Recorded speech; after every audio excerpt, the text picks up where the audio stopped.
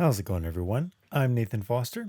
This is an uncut recording of my first intro flight in a Robinson R-22 helicopter. While you may learn something, this video is not a suitable replacement for in-person learning with a qualified instructor. The pre-flight was recorded on a GoPro that I did not mount very well. Before we take off, we do switch over to a 360 camera with headset audio.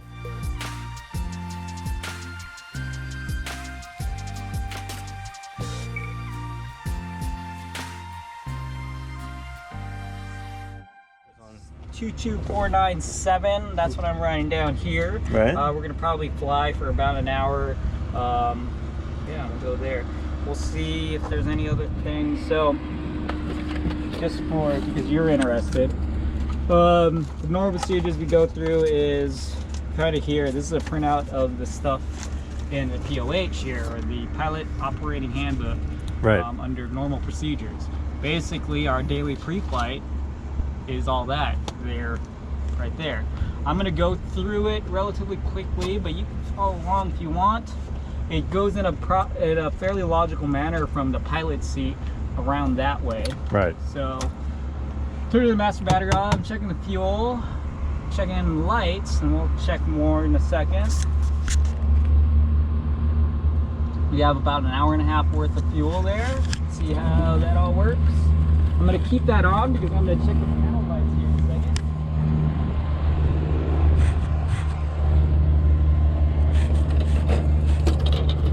You notice here, these buttons are kind of the emergency switches, so it's just kind of showing like those kind of work. So a main rotor temp light, main rotor chip light, tail rotor chip light, and low fuel. Those are lights that we shouldn't be seeing in flight. If they do, they mean a whole lot of bad things. Yeah. Alright. So moving on, so the very basics of how this engine works. It's a 4-cylinder engine, carbureted. It's kind of not unlike what you'd find in your car, in the sense it's a normal internal combustion engine. Carburetor, the fact that it's like horizontally blows or a flat for, it's a lot like a Beetle engine if you think about it. Yeah. So you can kind of see the valve covers there. This is the oil cooler. Checking ground should start up there, but since I'm down here, carburetor, air filter, exhaust, all the things. I'm just checking to make sure everything is fine. The way the list works, actually, it starts up here though. This is the controls. You can see the pedals kind of doing that thing. Yep. This is the main rotor gearbox. You could kind of think of it as a transmission. I kind of think of it as also the most important part of the helicopter, mainly because even if the engine were to go out, the helicopter could still auto-rotate. But if the transmission or the main rotor gearbox were to seize up, that's problematic. You're not gliding, you're not doing anything. So it's pretty important. We're checking to see the oil is all in place. Everything looks fine. No leaks. Looks like it's all structurally there. So if you think about how the helicopter works, engine's here. What it does, it spins this lower sheet, which is kind of like this wheel. Spins that thing. When the clutch actuator is tight, it also spins this thing up here because the belts are tight. Right.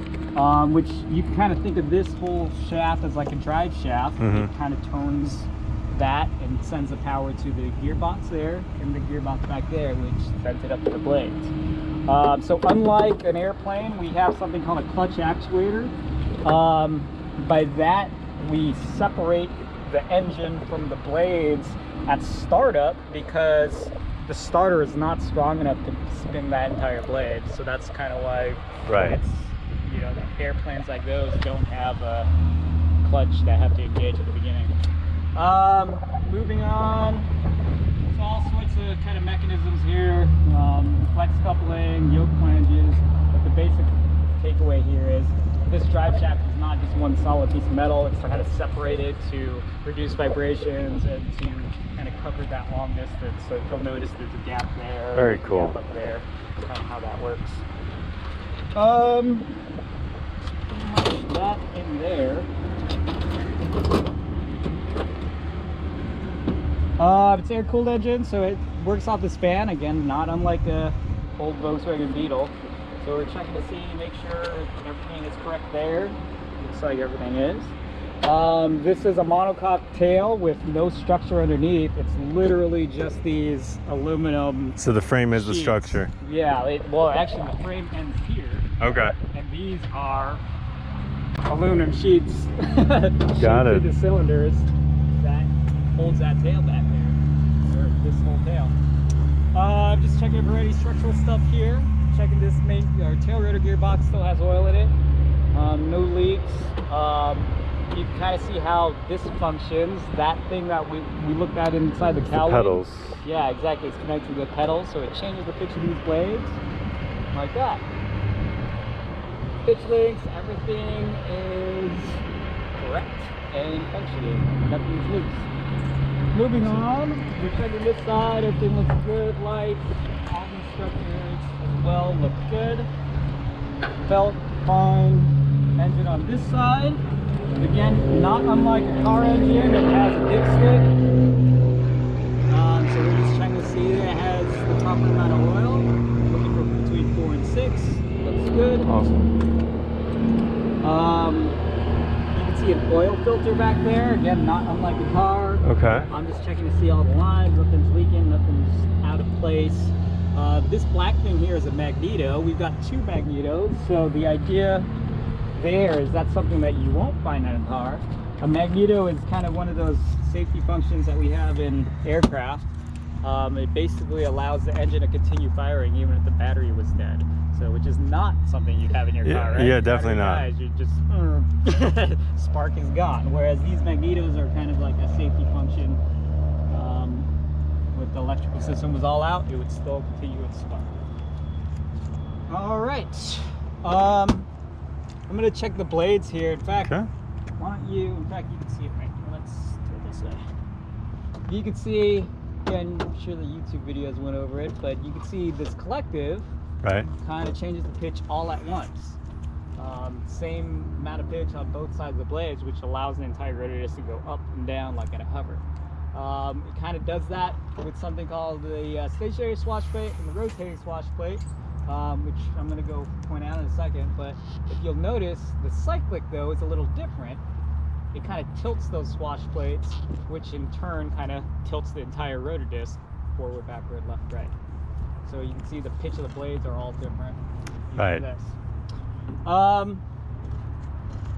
Put up here, all these things, I'm just checking to make sure all the connections are correct. Nothing's really leaking. All of these are functioning correctly.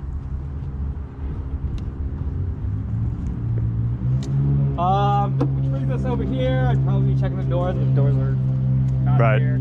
Checking the skids, making sure the landing here is all fine. So the skids are actually, people assume like where you land on these metal bars. It's not actually true. We actually have these skid shoes, which is kind of like horseshoes. Okay. They're replaceable. If you think about it, it's only actually putting all the weight on that and that and so on. So there's that. Windscreen, there's a pitot tube up there, and there's a vent right here. So these things, sometimes people ask questions like, why is there a yard here? We've had someone like actually like, oh, what the heck is this? And like pulled it out. Like, oh no, don't do that. Robinson charges $50,000 for those. No, I don't actually know how much they cost. But That's if you funny. have a glider background, this is something that Robinson probably stole from them. It's just an efficient, probably non-complicated way of kind of figuring out. We call it trim. Basically, it's just keeping our nose straight. Right. So the idea is, in flight, it should be kind of like that. Mm-hmm. If it's going like that, that means we're kind of pointed you're kind of in a cooking. funny direction, or pointed that way. Right. So what you want to do is kind of the mnemonic device you kind of think through is like, imagine these are dog tails. Don't step on the dog tail. So if it's like that, you step with your right foot. If it's like that, you step with your left foot. And you're trying, the name of the game is how to keep the trim string straight in forward flight. Checking this side, everything looks good on this side. So when you're ready, we'll hop inside, talk about a few more things on the ground here, and then we'll Awesome.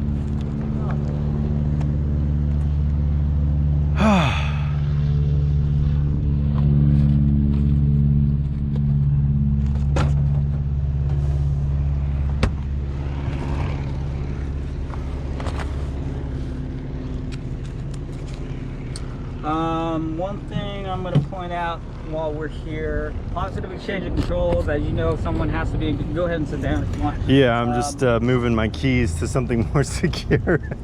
Good idea. Actually, you know what?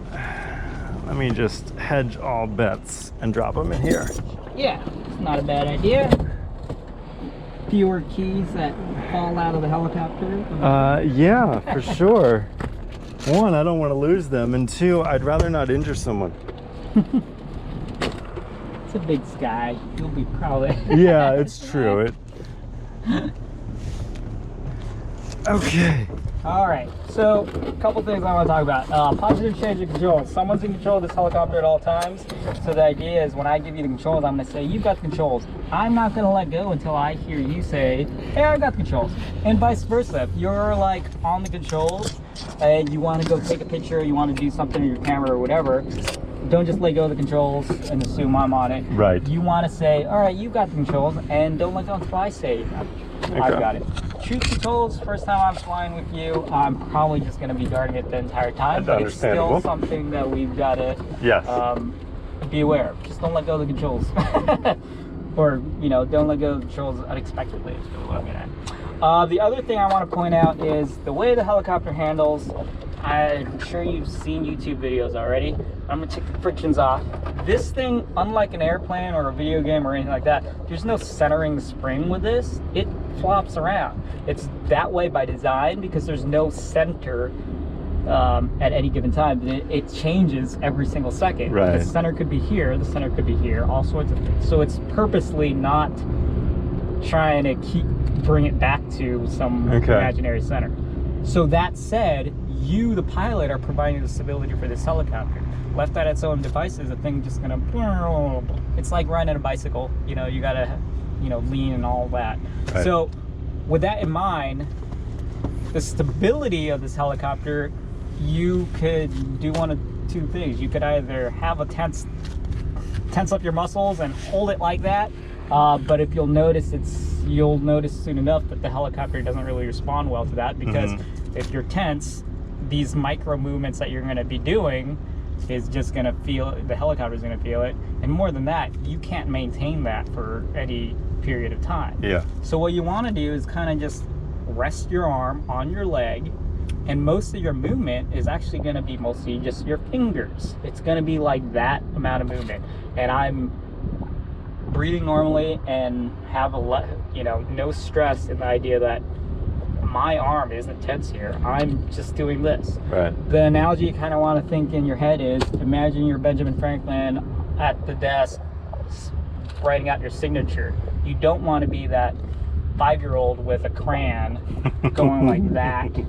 So you want your arm on your paper, on your desk, and you need that fine control of making the nicest signature you could possibly do, because that's what this helicopter kind of responds to. You don't want to just be like, have your arm over your, completely off your leg and just kind of scribble your name like that. Yeah. It's just not, that you don't have the fine control if you're like this. So I'm going to probably constantly tell you, put your arm on your leg, put your arm on your leg, put your arm on your leg. So it's kind of like that. Cool. The other thing is, you kind of want to be on all three of the controls at the same time. Even if you're not necessarily doing anything on them. It's just kind of left hand here, right hand here, feet here. Don't put your weight on these feet. It's basically just ready to push, and they're just kind of resting on there. Right. If you'll notice, the left and right pedal kind of goes up and down together. So if you push down on this comes up. So don't fight yourself necessarily if you're trying to put in a right pedal. Right. Some further techniques would be, you might have to put in opposite pedal to kind of like modulate your, left or right pedal, but you don't want to be like that. Right. As far as the collective, you'll notice there's a correlator, which is a mechanical connection. So it does open and close it even now. You can see how that kind of is closing. One thing is, do you have any motorcycle time? No, I don't. Okay. Well, either way, I know some people who ride motorcycles, they go, oh, that must be confusing because it does open and close opposite of a motorcycle. Okay. But in my experience, it doesn't translate anyway because most motorcycle throttles are your right hand. Either here, yeah. Yeah, so this doesn't, it's not the same. One question that people ask, like, well, then why is it opposite? Why is it backwards? Why is opening a throttle this way and closing a throttle this way when intuitively it's opposite of a motorcycle? It's because previous older helicopters didn't have a governor, so you had to manipulate the throttle every time you pulled or lowered the pitch. It just makes for a natural human mechanical movement to pull up on the collective and go on that the way. throttle this way. Whereas if you had to roll on the throttle like a motorcycle, you'd pull up and then go that. And then you're running it. You could potentially run out of your own like room. You're going this and then doing that. It's like that's not really how. That's not good for your body. Whereas here, to pull up and roll on, in this case, this way, well, it's just a natural movement. And lower the collective and roll off, it's just a natural movement. There's all that. All right. That is pretty much everything. Now, I'm going to go off this checklist.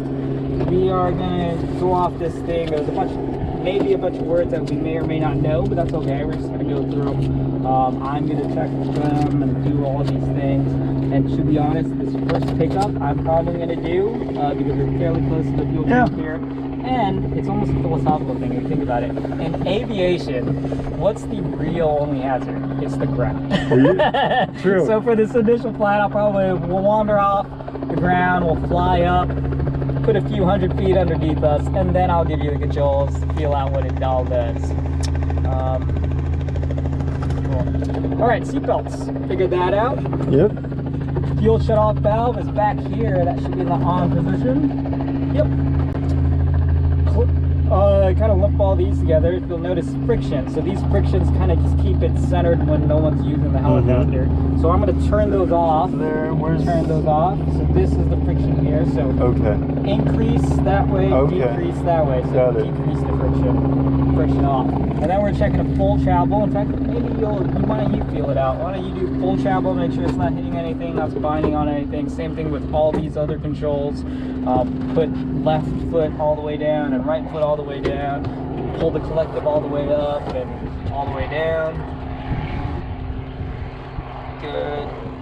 And then maybe the throttle. You see how that throttle goes all the way open, all the way closed. There's a detent there. You feel that? And then if you pull it further, that's actually full close. That's full on. Okay. Detent is idle. It's basically yeah. Good. So all those work. We will neutralize all the controls. Put these frictions back on. Now, do you want this full off before we? Yeah, right now. Well, yeah, into right there. So it's fine. Okay. All right. Throttle close, full travel, rotor brake disengaged. We got a rotor brake right here. Disengaging that. Circuit breakers right here. Those are all in. Carburetor heat is down and locked. Mixture is full rich. I'm of the opinion, I don't know why they even have a mixture now, because we don't lean it in helicopters like they do in airplanes, but whatever. Mixture guard installed, primer here. It's down and locked. You can see it between your knees if you want. Landing lights right here is off. Avionics switch, well, all the avionics are off right now. I'll put this on. Let's put it off. Clutch disengage, altimeter, I'm going to set to field elevation there. Governor switch here on. Twist throttle for priming. I'm going to give it a couple pumps. It's the first start of the day here, so it should probably be enough. Throttle closed, battery on, strobe is on. You could probably throw on your headset because it's going to get loud here in a second.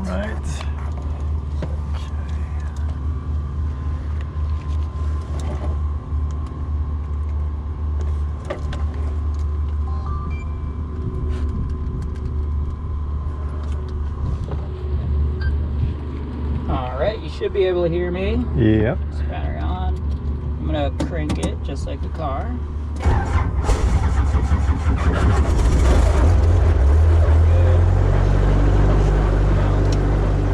At At this point, I was recording with headset audio with my 360 camera that is mounted on the bubble, but unfortunately I did not have it mounted securely enough, and you will see soon enough that it does actually fall off of the bubble and stopped the recording and corrupted the file.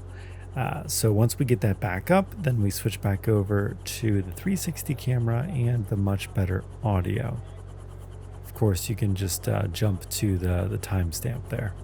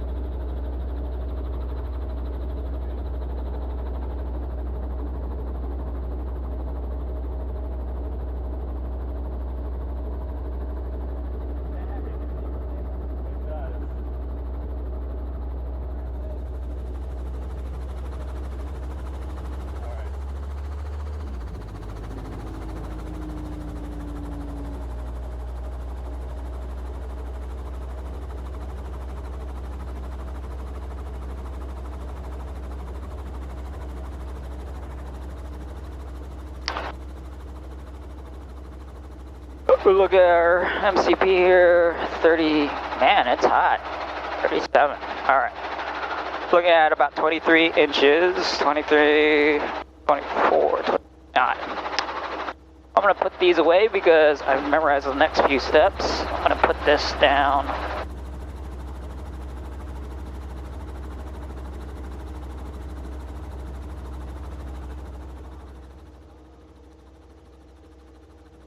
All right, take these frictions off. We'll keep an eye on that. If it feels like it's getting loose, well, it's connected, so hopefully it's not gonna fall out. Yeah. All right, we're about ready to go, so I'm gonna roll that throttle back on, and I'm gonna pick it up, and then I'll give you the controls when we're a little higher. You could probably, I'm gonna have it position the controls so you could feel what I'm doing. Okay. Again, ideally, when you're in control, you're going to plop it down on your leg like that. I'm going to put it up like this, just so you can feel what I'm doing. So the pickup is a two-stage pickup. I'm lifting up on that collective until we kind of get light on the skids. Once we start hunching up, I'm going to stop the collective because I want to make sure it's not sliding around on the ground. So if you'll notice, like here, I'm going to let it, I don't want that to happen, so I pull back on that cyclic. Yeah. And in fact there, I was already kind of popping up, so I just kind of lowered the collective a little bit. Once everything is stable and not moving around, left, right, whatever, then and only then am I going to continue to my second stage, where I start pulling up on that collective and kind of stop at a 3 to 5 foot hover. Here I'm doing a kind of a hover check. I'm trying to make sure I'm not pulling too much manifold pressure there. So as you notice, on that bottom right gauge, manifold pressure, I'm pulling about 22 inches of pressure in the manifold. And it's kind of an indirect way of thinking how much horsepower I have. You didn't see me because you were kind of messing with the camera earlier, but when you were doing that, I looked up our max continuous power, which was about 23 inches. So I'm not going to pull more than 23 inches during normal flight, and then I could pull up to about 23.9 for 5 minutes for this takeoff.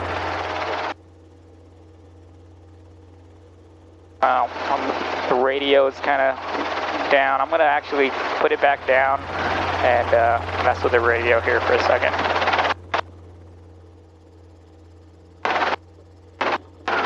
So the reason I noticed that is because I saw that airplane. I was like, I haven't heard that guy talk. It's because this was all the way down. All right, I'm going to pick back up.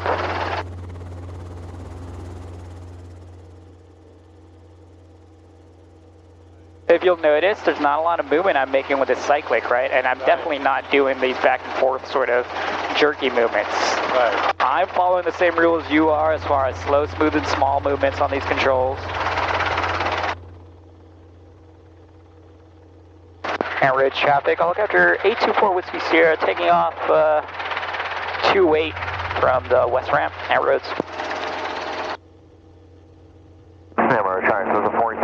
We're going to be left crosswind runway 28 Hampton. Cherokee 8003 November is taxiing to runway 28 for takeoff. We'll be departing to the west, Hampton Roads. It's a Saturday, clear day. It tends to be moderately busy with all the general aviation traffic, so. Right. Kind of a cool thing with being in a helicopter, I don't have to wait in line. Yeah. All right, probably give you the controls here in a second. I'm going to point that way so we've got something to point at. Remember, light touch and kind of just use your leg as kind of your baseline. The one thing I kind of like reminding people is the helicopters, it's not a living being, it's not a horse or anything like that, so it doesn't have a mind of its own. So anything it does, you're either commanding it to do or letting it do it and not fighting it. So for this straight and level flight, basically what we want to do is look at the horizon and just kind of keep that horizon straight. If it's kind of wandering this way, well, that's not the helicopter's choice, that's your choice. So kind of bring it back. All right, so I'm going to give you the controls here. You've got the controls. And Hampton Roads, Cherokee 8003 November is taking off runway 28. We'll be departing to the west, Hampton Roads. Good, see how it kind of wanders that way? Yeah, hold that cyclic to the right there a little bit. Now hold it forward a little bit. Yeah, there we go. Try to have that light touch. And we're trying system 47, we're simulated engine out. Make the final runway 28 and Cherokee. If you don't get off, we'll just sidestep to the right, so just take your time. All right, great job. So, we're figuring out straight and level flight. Unlike an airplane, it's kind of a combination of two controls here. We've got a collective lever on your left and your cyclic on your right hand there, right? So you could kind of think of it as the left hand controls that manifold pressure. So right now it's at 19 inches. Well, it's 18 inches. Well, let's keep it at a constant manifold pressure. So if it's at 19 inches, Sam Rose, traffic system 42, we're going around, we're on the right side of 28. We got all right, so 20 inches. you've got a corresponding speed for that power setting. Right now, it kind of looks like, because our vertical speed is 0, well, let's pull it back just a little bit. Our vertical speed is roughly 0. At 20 inches of power, we could go basically 75-ish knots. You see where we got that, and that. Right. We're going to turn midfield crosswind over the top of you there, Cherokee. Ideally, you'd be holding the helicopter off of what the horizon is telling you. There we go, good. Awesome job. Smaller and smoother control inputs there. We're entering the left downwind, simulated engine out, runway 28 Hampton. So you see how we have a descent rate now? What we're going to do, that's the reason for that is because we have about 20 inches of, don't mess with the collective, it's not necessary. So if you're at 20 inches, and we established that 75 is our airspeed for that. Anytime you're above 75, it's going to descend. Anytime you're under 75, it's going to climb.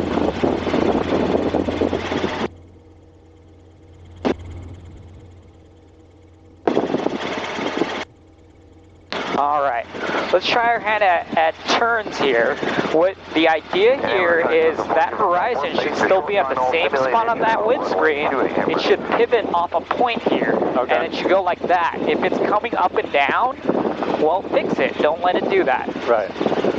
So I'm going to pull up just a little bit for you so we're not kind of diving. All right, now let's make that left turn. Okay. All right, not bad. And we're trying but you to see how, there we go, runway 28 simulated engine out. Touch go. Smaller movements. Yeah. Don't jerk the controls. A little aggressive. Yeah, just hold.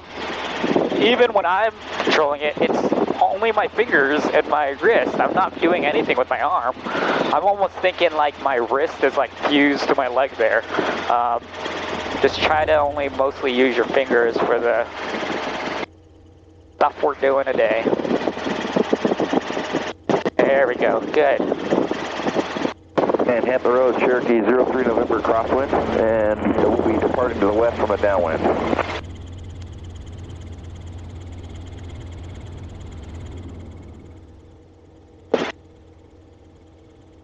Average traffic, helicopter 744, correction, 824 Whiskey Sierra is about 5 miles northeast at 800 Emirates. All right, you're doing good.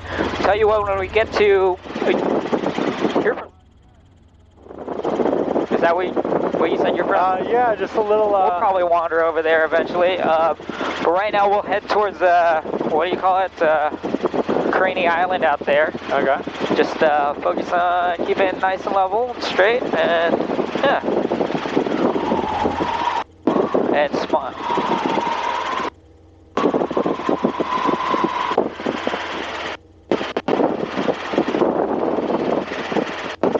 Alright. One of those pictures had to have turned out okay. I'm sure they did. I'll send that to you when we get back. Tell you what, we'll make a wide right turn. When we make the right turn, we'll stay on this side of those cranes, or maybe even this side of the terminal. You're doing great. Eventually, we're going to follow that bridge out that way, and then maybe we'll get a sight of.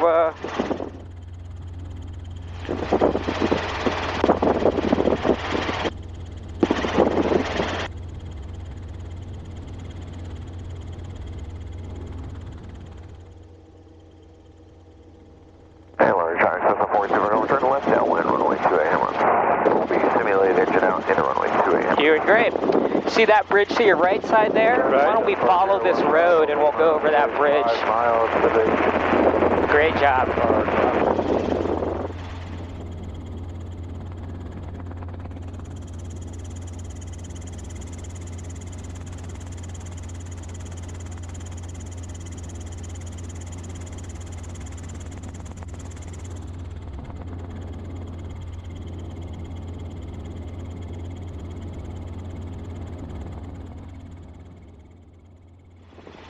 All right, not bad. So we're gonna pull back on that cyclic a little bit. You see how we're descending? That's because we're about 85 knots and we still have 20 inches of manifold pressure. Good. Hampton Roads, Cherokee 03 November is clear to the east, Hampton Roads. Awesome job. Trying system 42 Golf. We are We'll follow this to the left, just follow the road here. We're turning faces now. Great job. All right, we're gonna try our hand at maybe climbing. Remember, so I've given you at least one method of climbing. You can keep your manifold pressure where it's at and just pull back on the cyclic. It almost acts like an airplane there. And in this case, we're trading off airspeed for altitude. So you notice that that's happening. Maybe at about 800 feet we can level off by pushing forward on that cyclic, but remember, it's small and smooth movement for that. 700 feet is fine. There we go. Kind of the other method, or method 2, would be just to use the collective. So right now we've got about 80 or 78 knots. Why don't we just pull up the collective till it gets to about 22 inches. And we're also going to maintain our airspeed by pulling back, keep that same. Let's just aim for 80 knots. See how we're climbing now and just kind of maintaining our airspeed? There's that. Now we're going to lower that collective again about 20. So in reality, the third method is probably normally the best method, where it's a combination of both cyclic and collective to descend and climb. So why don't we descend at about 600 feet by lowering the collective a little bit and pushing forward a little bit. Smaller movements on that cyclic. Good. Now I'm going to raise that collective for you and slow us down. Great. See that funny, those white cylinder funny things? Just keep headed for that. Then eventually we'll make a big right turn and then follow the freeway out towards Suffolk. So whereabout do you live? Not quite sure where that is. So you know this is the Jordan Bridge, right? Bridge. This is the, what do you call it, shipyards. Right. Where are you from here? Okay, why don't we follow the Jordan Bridge a little bit? I don't really want to talk to Norfolk today, so I'm probably not quite go over there, but we'll see if we can be close to I got you there. Where you live. Looking good.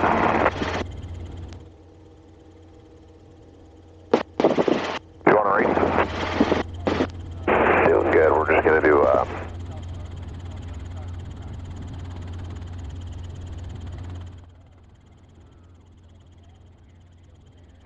So you could already kind of see kind of the sites. You can see Virginia Beach Town Center over there, obviously downtown Norfolk on that side. We're going to be to the right of that tower there. You can see near the end of the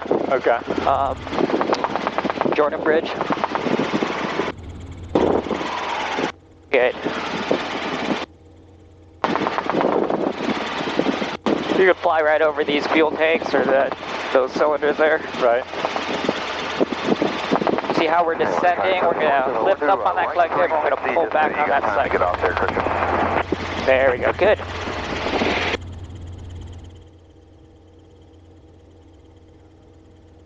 Is that the park? Yeah, that would be it.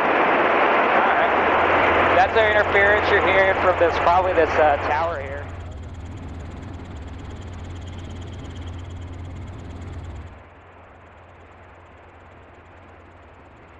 Alright, why don't we aim for that green? We're not going to get too far closer that way because it would mean I have to talk to Norfolk. I don't really need to. We don't really need to. So probably the fact that green grass there is probably going to be the extent of where we want to go. Okay.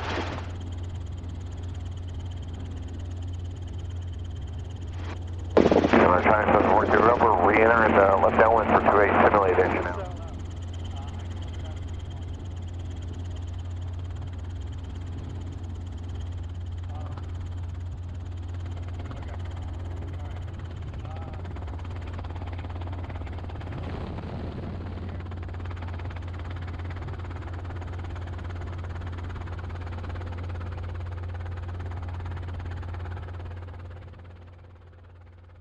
get back to controls here in a second. Just trying to clear us away from Norfolk's airspace.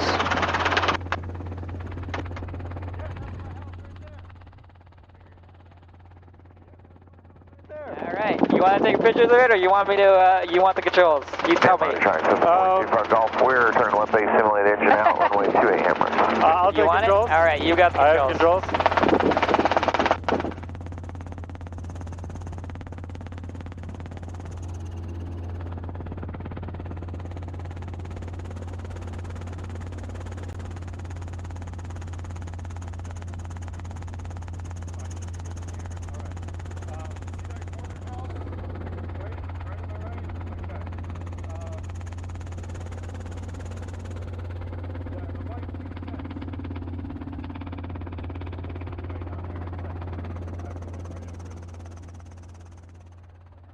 I flew like right over it. That's pretty awesome. This is something you can't normally do in an airplane. Pretty low. But the cool thing is, I think I can catch it with that camera. Oh, you got it on that? I bet it's Oh, on. very cool. Tell you what, we'll go out that way again and come back the same. Okay. Come back that way. We'll make a right turn though. We got a tower over here on our left side. All right, right turn. Okay. Yep, right turn. Now, Awesome. how did I do on the controls there? It felt a little choppy, but Yeah, a little choppy, and like I said, I'm kind of guarding it, so right. no worries. Yeah, ideally, you can even see it. It's a green arc on those knots. You kind of want to stay in the kind of the green arc. Pretty much, green is good. Red is bad. Right. Yeah. Yellow is avoid. So if you think about it, we're kind of slow for where we're at. Right. Kind of the common misconception in helicopters is they assume that we can hover everywhere and anywhere. Yeah. But it kind of goes with that whole energy management thing we were talking about in the classroom. Like, that's not entirely true. Ideally, you know, it's just like any aircraft. It does better when we're moving forward. Right. Right. Because there's additional energy or power demands when the slower we go. Let's make another right turn. Maybe we'll wander our way back. Good. Then, of course, whether or not you can hover also depends on the term is barometric pressure, correct? Yeah, in some ways, yeah. Not in some ways, absolutely, that's true. It's conditions and all sorts of things. All right, so I'm going to put myself right over this little curvy road here. Sure.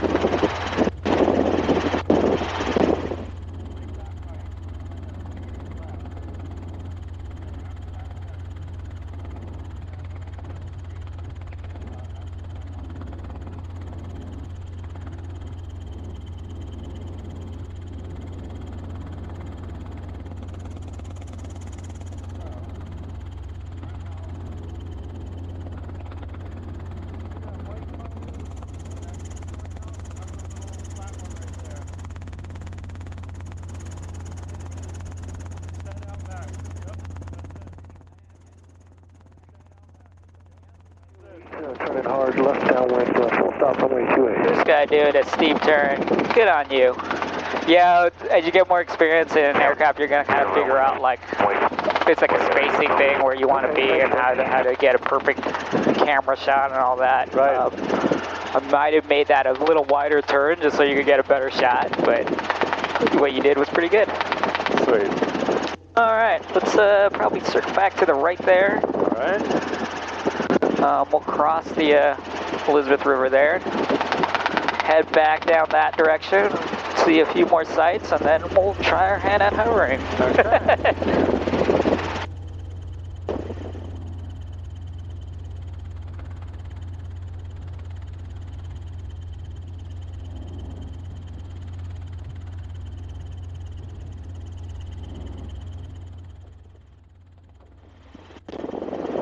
Alright, we'll make another right turn, probably head to Chesapeake. Well, I guess technically, I don't know where Chesapeake starts. We might be over Chesapeake now, but yeah, we are. We'll go closer to the center of Chesapeake.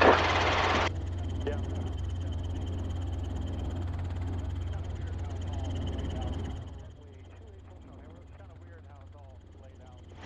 What's that? Is that a PCC, what is that? Is that a giant school? No, it's a high school. Huh? Yeah, that's a school. We're going to be standing there for a little bit before we cross one. It might be a private school, I don't remember.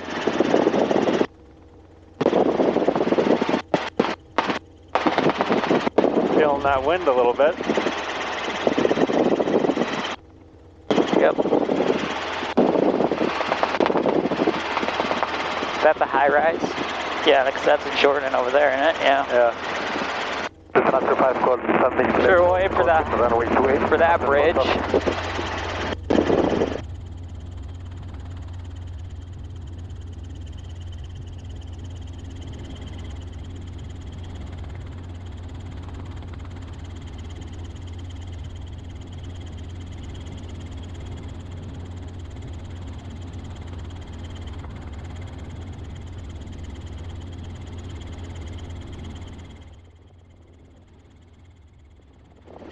Oh yeah, okay. This battlefield, isn't it? Yeah, okay, I know where I am.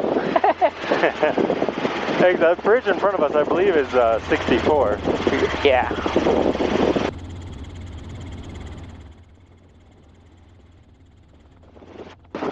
Let's pull back on that cyclic a little bit. Let's get up to, hey, let's go for 800 feet. All right. Hampton, Tower System 40, we're short final runway 10, simulate engine out.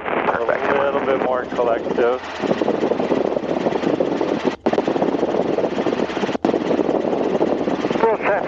Yeah, we can pull back on that cycling. That's what you're really missing. It's not the collective as much. Copy, all right, because I heard that when it's Quebec's on 10, I wonder if it's changed. Negative 0 to Quebec is left traffic on 28. All right, excellent. Right, I see my love it. Okay. All right, there we are. Flop, would you fly already? Point us closer to that bridge.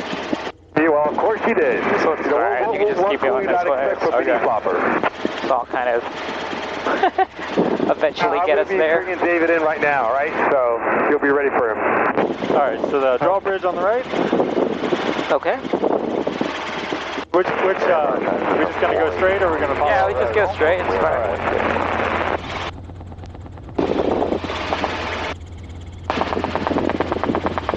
I'm going to give David a taste of an initial.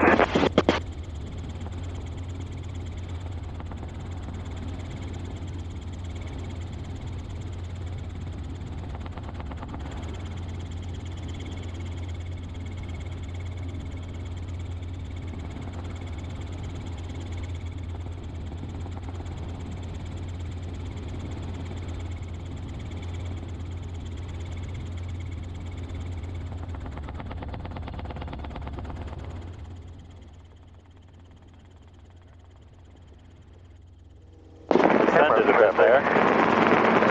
Commander 57 Whiskey, about 5 miles west of the airport. I'll be maneuvering for the 45-degree entry of the left downwind leg of runway 28 after us. I think I went to 6.5. Traffic, Manager Quebec. Yeah. Left downwind, about sure left base for 28 Hampton Road. Simulated single engine. Average traffic, Helicopter 824 with CCR is about 7 miles east, inbound 700 Hampton Roads. Road traffic, 592 Romeo Charlie on a 2-mile initial, 28. All right, tell you what, we're gonna wander over this freeway here, probably stay to the right side of it. All right.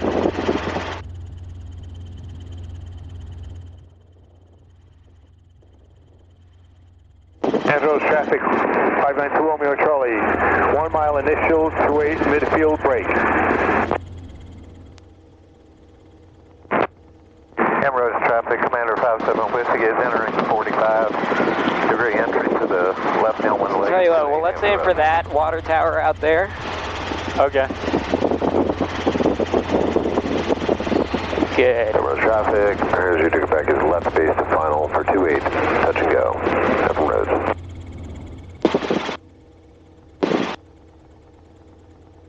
Traffic go to 45, where are you now? Just about to turn onto the downwind leg. Okay, copy, because we're going to do a The suction cup gave earlier with the low RPM of before we just now turned kicked in on the governor. the downwind at approximately. Say that again? I think the suction cup gave with the low RPM before we put in the governor. I was wondering about that heavy vibration when we first turned on the helicopter, if the suction cup would hold through that. Oh. Huh. Let's make a right turn for that water tower. Say again. Copy, 582 Charlie OPM. I see now. Okay. I was looking too close on the horizon. Alright, good. We'll bet you we're going to make another left turn and head back towards the airport, but we're just maneuvering so we're out of the way of the airplanes. Right. Where are you now? About to turn base for 28. Excellent. Good.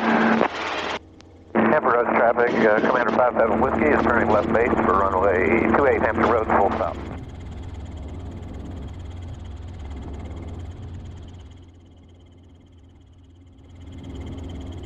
Alright, good job.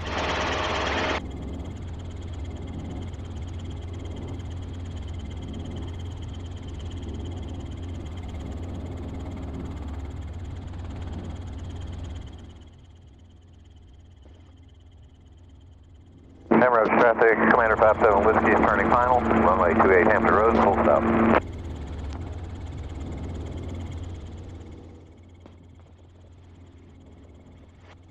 Alright.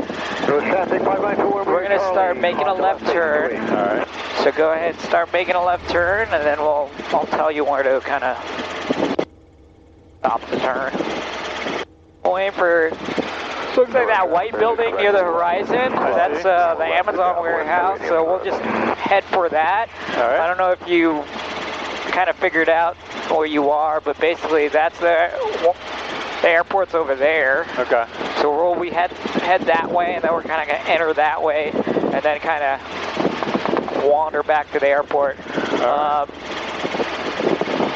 Hampton Roads. So Hampton Roads doesn't have a tower. We have something called a CTAF, which is a Common Traffic Advisory Frequency. Believe it or not, it's not actually just... It's not anarchy. We kind of do a little bit of coordination with each other. That's kind of the radio traffic that you're hearing, or have been hearing. We're basically just telling each other where we're at and trying to avoid each other. The kind of the rankings of maneuverability in aircraft, the helicopter is at the top of the top. So because of that, we could kind of just see and avoid the airplanes and figure out how we want to kind of get in that environment. Right. For the most part, the airplanes here at Hampton Roads anyway are going to stay to the south side. Helicopters basically have our way here on the north side, so we'll probably end up going that way, figure out where the winds are, and then we'll kind of land in a corner out there. Okay. Kind of the benefit again of being in a helicopter is we don't necessarily need the entire runway or any runway. Right. But again, contrary to what some airplane pilots would have you believe, we are entitled to the runway if we choose to use the runway. Right.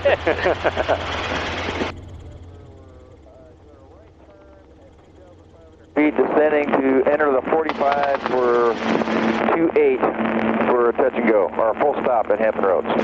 The runways are kind of laid out according to magnetic heading, so you heard that guy 28. So if you'll notice on our compass here, it's 28 is pointing that way. So you could already see which runway he's talking about. It's that runway, that's kind of the long one that's going that way. Okay. All runways. And we are about 3 miles. I got you on ADSB. We're to your 3 o'clock. Copy. I believe I have you. Clear to 8. Average traffic, helicopter 4, Whiskey Sierra is just about 3 miles northeast, 700 inbound, Hampton Roads. Hampton Roads traffic, Columbia 7 Charlie Whiskey, 8 mile final, runway 10, practice approach, circle land 28. All right, so tell you what we're going to do, we're not going to use the runway, we're actually going to go in that corner there where the trees start. Okay. I'll probably grab the controls in a second just so you could I can point you in the correct direction because it's a little more efficient to kind of steer it rather than explain it. Right. But make a left turn here and kind of point to the end of the runway over here. On the left side? Yeah. Okay. Great job.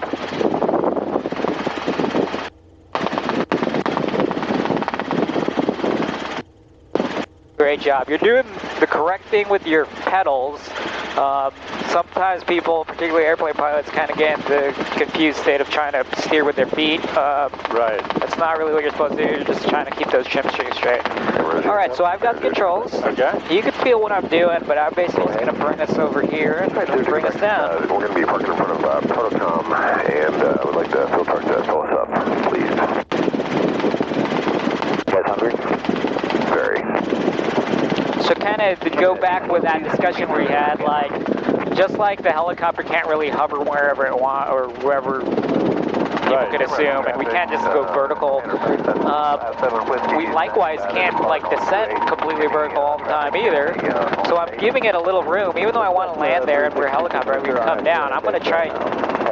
Everything is just a little bit better if we just kind of have a normal, have some forward airspeed and kind of have an approach, kind of almost like an airplane. Everyone's all talkative today. All set.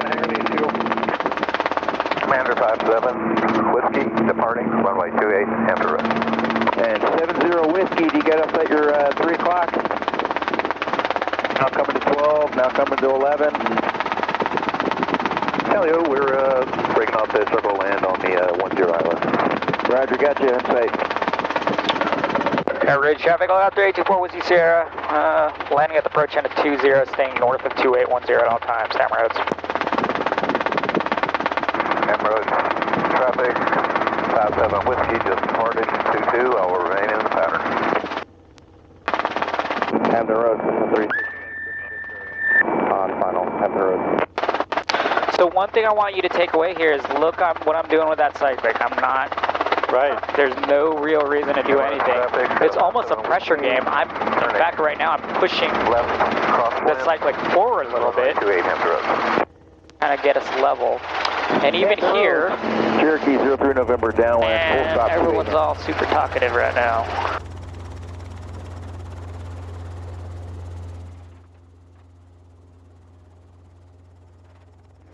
One thing I want to point out, as a helicopter, especially a tiny light helicopter like this, in a lot of ways acts like a weather vane, so you're almost better always pointing it in the wind. This is a lot less of a workload than if I had to, like, wind's kind of over there. I'm putting a little more effort to kind of keep this hover here. Okay. Whereas right here, it's kind of stable over here, so I don't have to worry too much. Right. One thing I also want to point out is, like, I'm not really, look at that collective.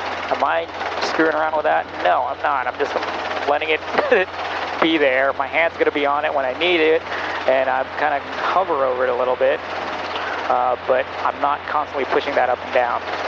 There is constant pressure on my pedals, though, because it's kind of wanting to kind of do that, but it's not like, remember what we said on the ground, I'm not putting my weight on them. I'm putting in when I need to. You see how it's like drifting like that a little bit? Yep. I'm just putting enough to kind of keep my nose here. Right. I'm demanding that I want my nose here, so I'm just going to use my pedals to do that. As far as the cyclic, I'm not, this it's automatically gives you an unstable helicopter, and it has a whole lot of cascading effects that you're just going to have to keep fixing. Whereas if you just stay calm, and in your case over there, if it's on your leg, in fact, I'll even demonstrate it here, I'm not stressed out about this because I'm basically just using my leg to keep this here. And then any movement I need, I just put pressure forward, backward, left, right, and so on. What I'm really fighting is I'm not going to be making any jerky movement, any quick correction like that, because it's now I've induced something that I don't need. Right. So to tell you what, it is kind of a information overload. So we're going to give you one control at a time. I'm going to give you the cyclic here. Okay. Your kind of game here is, again, think of the fact that the blue part part of the helicopter here where we're sitting in is a ball at the end of the string. So there's a pendulum effect. As we swing back and forth, you can't stop this on it immediately. It's going to swing. You're just minimizing the swings until we're nice and stable like this. Likewise, if you think about the rotor disc being above our heads, your game is to keep it above our heads. So like right here, it's behind us, so I push it forward to be ahead or in front of us, and then backwards to be behind us, and then forwards to kind of always keep it above my head. Right.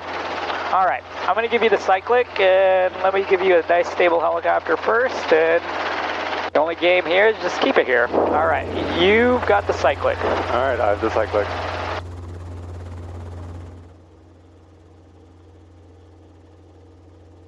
Right, too much movement. Yeah, just calm down, plant your arm on your leg, use your fingers to move the cyclic to where you want it to be. And you see how the rotor disc is behind us? You need to put it in front of us. There we go. Now bring the rotor disc to the left, now in front. There we go. Better. Stay calm, stay loose but firm. All right, I'm going to bring you back over here. I've got the controls for a second. All right. Normally it takes people, I don't know, 10 to 15 hours to figure out how to hover. You're not going to be 100% proficient at this. Yeah. All right, I'm going to give you back the cyclic. You got the cyclic. I've got the cyclic. Try to think through of moving just your fingers and try not to move your forearm.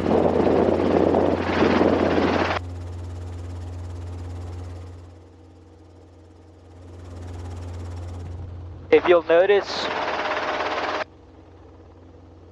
for the most part, the helicopter drifts to your right, and that is 100% natural. Most people drift to your right because we're using our right hand here, and people tense up and bring it over there. Without even thinking about it. You're doing good, but what's kind of working against you is you're making these micro movements in the cyclic that are making it unstable. Right. Try not to... All right. You're not a 3D printer. Just hold it. There's a big concept for a 3D printer. Yeah, exactly.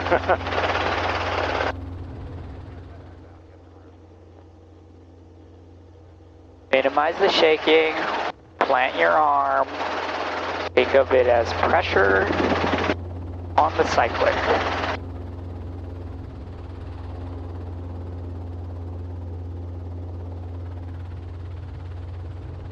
Alright, I keep going back. It's the same reason we tend to drift to the right. When you tense up, you pull inward.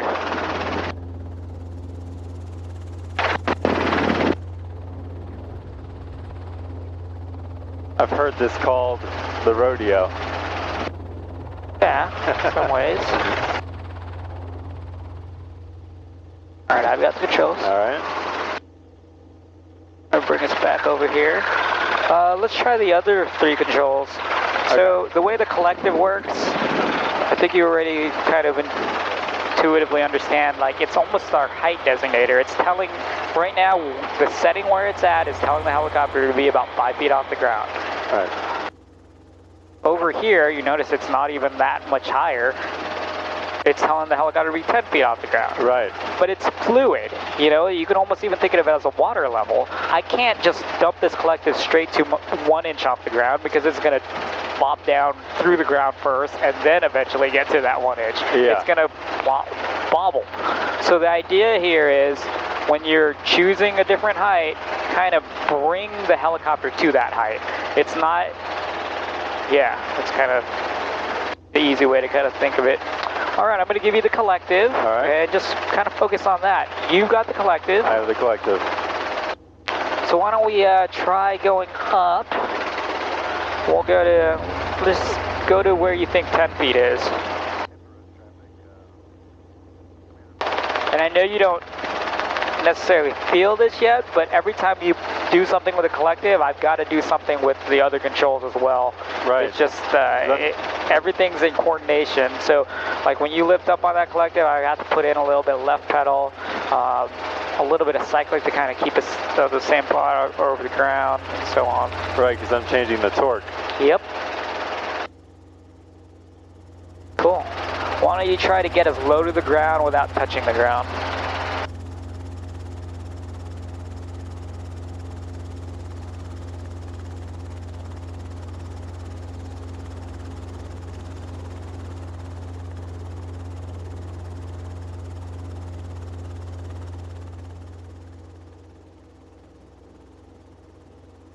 Good. Awesome job. Very nice precision there. All right. Let's lift the collective back up. We'll get to about 5 feet. And then I'm going to give you the pedals. Okay. Something, I've got all the controls right now. All right. Sometimes people think that the pedals are, they don't pay much attention and all that, but in some ways it's also the hardest thing for people to understand. The big thing to kind of understand here is, because of the fact that we act kind of like a weather vane, if I'm trying to make a turn, it's going to take some effort to kind of make that a constant sort of turn. Right. It's going to want to speed up at certain parts because of the way the wind is kind of pointed at you. Right. So again, right now the wind's kind of pointed that way, but the second I give it kind of a crosswind, it's going to want to speed up that turn. You're just kind of modulating the speed of this turn based off of opposite pedal. Okay. You kind of feed it and you take some away. All right. You'll also notice that the left pedal is going to be kind of be smoother than the right pedal.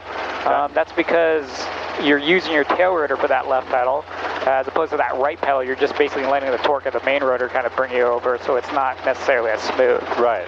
Okay. All right. I'm going to give you the pedals. Okay. You've got the pedals. Keep our nose here for a second. You got it. Good. Why don't you keep our nose? Okay. Oh, we'll I'm make a, sorry. I did right. the exact opposite of what I was trying to do. Yeah, no, just try to keep your nose here for a second, and then we'll make a pedal turn wherever you want. Yeah, let's go right for a second. We'll make a right pedal turn. Well, why don't we make a full 180 degrees? Right pedal turn, got it. Now it kind of speeds up there. Yep. Next time, why don't you keep focusing on your right pedal, and then we'll try to modulate it so we're almost at a constant speed the entire time. You can keep going red if you want. Okay, right pedal turn.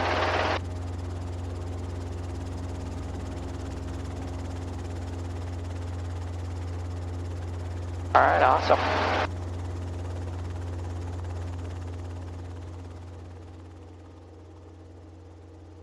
The one thing you're going to get when you're flying more, you're going to be keenly aware of where the wind direction is at all times. Right.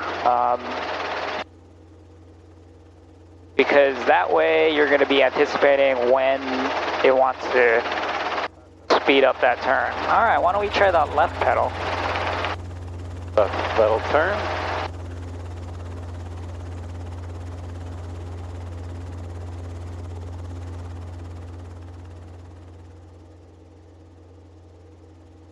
All right, kind of figured it out. All right, I've got all the controls. I'm going to give you all of the controls here in a second. Now, again, you know, hovering takes a while, so don't beat yourself up if it's not perfect. Right. I'm with you, so you don't have to worry too much about doing anything. But if you'll notice again, the big thing that I see people mess up is they screw around with the collective a lot. For the most part, look what I'm doing. Not a whole lot with that collective. Okay. Same thing with the cyclic. The worst thing you could do is make a big, abrupt, quick movement to correct something. Just think of it as a pressure game. Like, as it's drifting that way and I don't like it, I'll bring it to the left. And now to the right, and then back. Okay. Think of this right hand as a dance. It's going to go like this. What you don't want is right, left. It's a dance. Just every movement's going to bleed into the next. All right, I'm going to give you the controls. You've got the controls. All right, I have controls.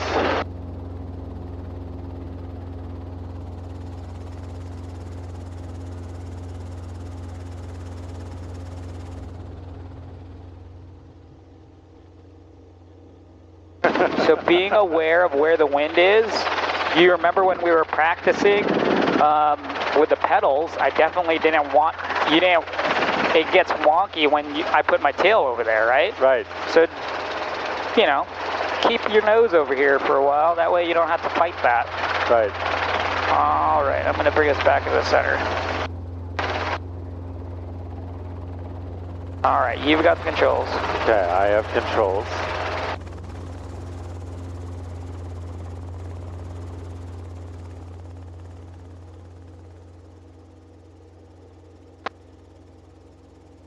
Smooth, small movements.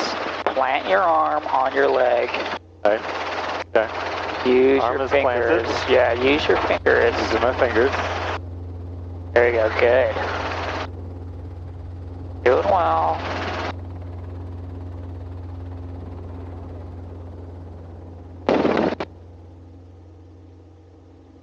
That's all right. You're doing all right. You're doing about normal for the first time flight. Look outside. Oh, one other thing you want to do is kind of look a little further away than you may think. Right. I've been looking at the water tower. I don't know where the water tower is. Oh, but, I'm sorry. I don't know why I just said water tower. it's like good. You didn't say anything wrong. I was just curious, like, I don't know where that water tower is. I hope he's not looking. Like, I don't know where that water tower is, but I guess that's a cell tower. okay, yeah, that might be a little too far. Maybe just look at the trees out there, Okay, gotcha. or maybe that yellow light right. on the other side of the runway. Okay, all right. So I'm gonna pull a little bit of collective right pedal. Yeah, I would have went with the left pedal there. Yeah, I'll just keep going around, I guess. No worries. It feels opposite to me. Yeah, it is. Think about it. It is kind of have to be opposite because of that pendulum effect. Remember what I was saying about keeping that rotor disc above us? Right. So when we're tilted in that direction, it's actually opposite of what you Right. may think. Like there, as we go that way, you have to pull left, not. Yes. Okay. Oh.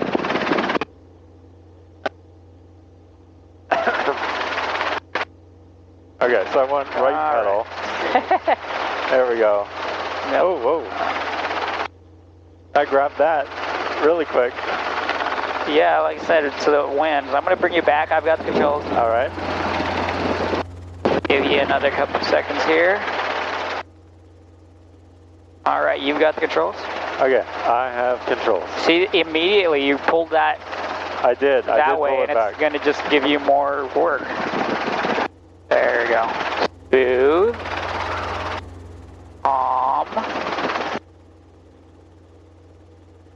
Loose but firm.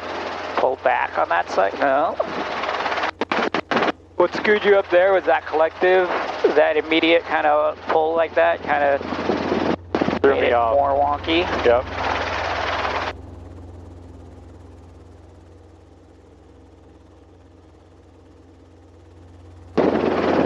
Ooh.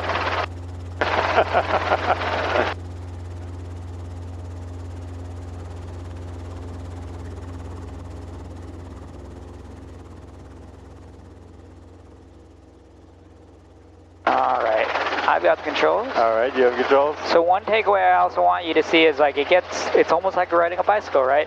The slower you are, the less stable it is. There's a stability to moving forward. So with that in mind, we're going to move forward and you're going to realize it's a little easier to actually keep under control. So we're going to follow this line.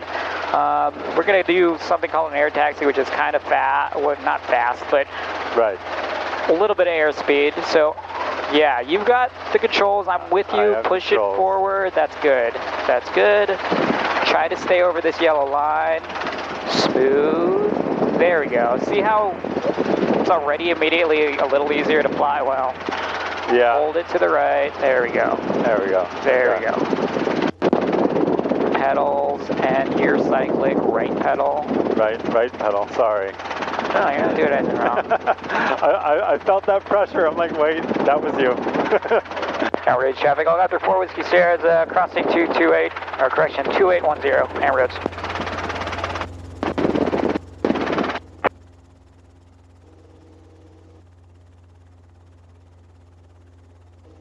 right, I'm gonna slow us down. Okay. In fact, we're just gonna make this a turn to the right. All right. Keep it putting that cyclic forward. There you go. Now, red traffic, helicopter 4 Whiskey Sierra, crossing 220. Awesome. And since we've already demonstrated it's easier as you're going forward, why don't we just make this a lazy left turn through the ramp rather than having to stop and figure it out. All right, good. Now we're going to slow down. I'm going to be with you on the controls. We're going to kind of set down here. Okay. All right, it's going to get wonky now because we slowed down. Right, we're going to a hover, basically. Yeah. All right. We're going to park on this T here. Okay. I've got the controls, in fact, so it'll be a little easier. Feel what I'm doing, though, just so you get a little bit of benefit here. I'm going to get a little closer to the...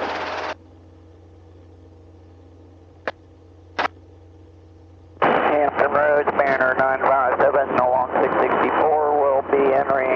So if you'll notice this hover, I'm just holding it here. Okay, yeah. The cycling. I'm not doing a whole lot of this. Right. And even the collective, I'm not doing a whole heck of a lot. I'm going to stop this drift, and I'm just going to slowly come down to the ground and turn it down. All right, so the first few steps of this checklist, rolling that throttle off to about 70. That was a weird noise, probably that guy. Yeah. Just telling you you're out of batteries. I don't know what that is. All right, frictions are coming on, and then I'm going to pull out this checklist.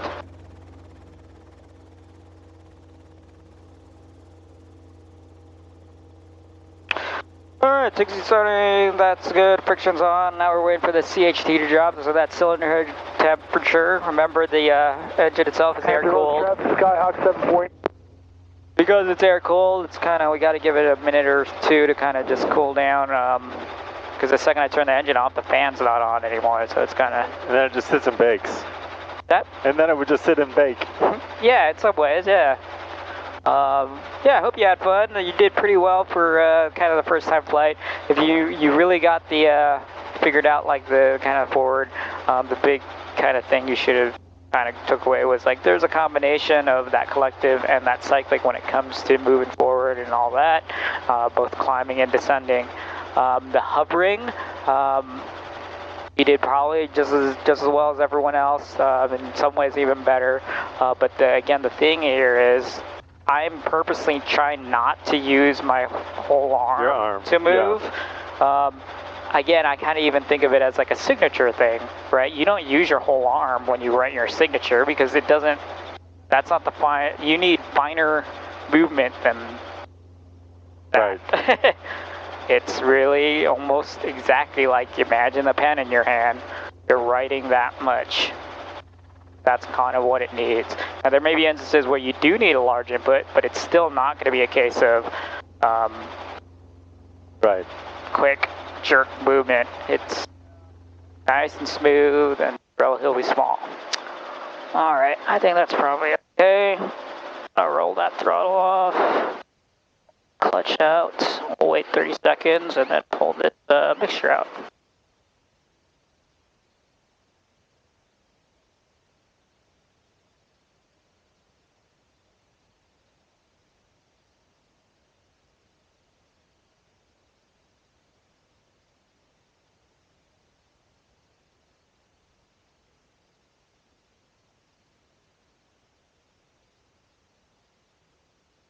All right, yeah, because it's hot, so that way I don't get it to bake. Oh,